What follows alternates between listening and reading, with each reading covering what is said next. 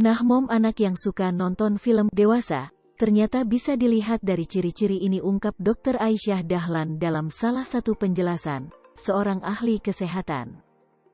Dr. Aisyah Dahlan beberkan beberapa ciri-ciri anak yang kecanduan nonton film dewasa.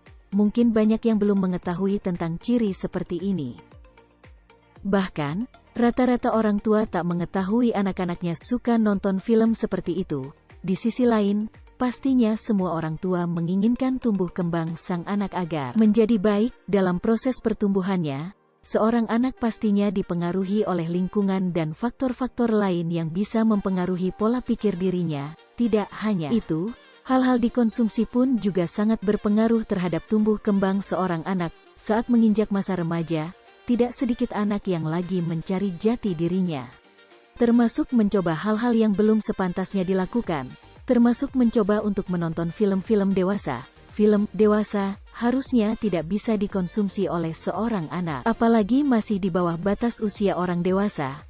Dan faktanya, tidak sedikit juga anak yang telah mencoba menonton film-film dewasa kemudian merasa kecanduan. Tentunya, kecanduan ini bisa sangat berbahaya bagi tumbuh kembang seorang anak. Dengan keseringan menonton film-film dewasa, perilaku anak juga akan mengarah ke hal-hal buruk terjadi pada tumbuh kembang anak di kemudian hari. Sebaiknya para orang tua bisa mencari tahu ciri-ciri anak yang memiliki kecanduan terhadap film-film dewasa. Lantas, seperti apa ciri-ciri agar bisa mengetahui bahwa seorang anak telah kecanduan film dewasa? Menurut Dr.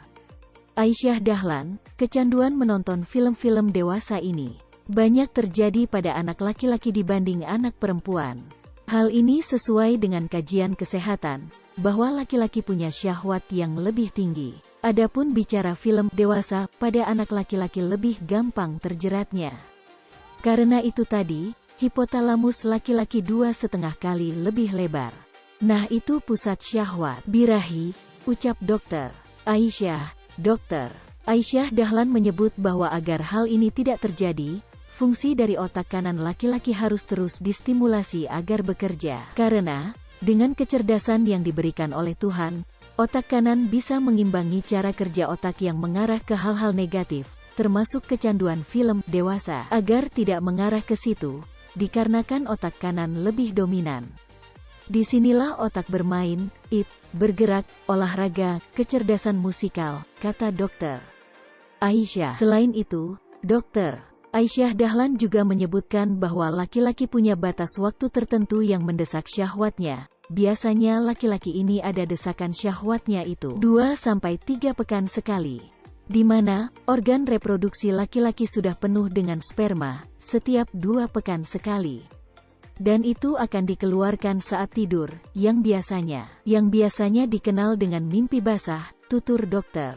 Aisyah Dahlan. Karena desakan syahwat yang tinggi membuat diri bereaksi seperti mimpi basah atau mencari-cari cara agar syahwat bisa disalurkan dengan hal-hal yang positif. Hal serupa seperti dijelaskan oleh Dr. Aisyah Dahlan, bagaimana sikap seorang anak ketika sudah tertekan dengan syahwatnya, maka baiknya orang mengarahkan ke hal-hal positif. Biarkan dia bermain musik atau apapun yang positif, karena itu sebuah desakan.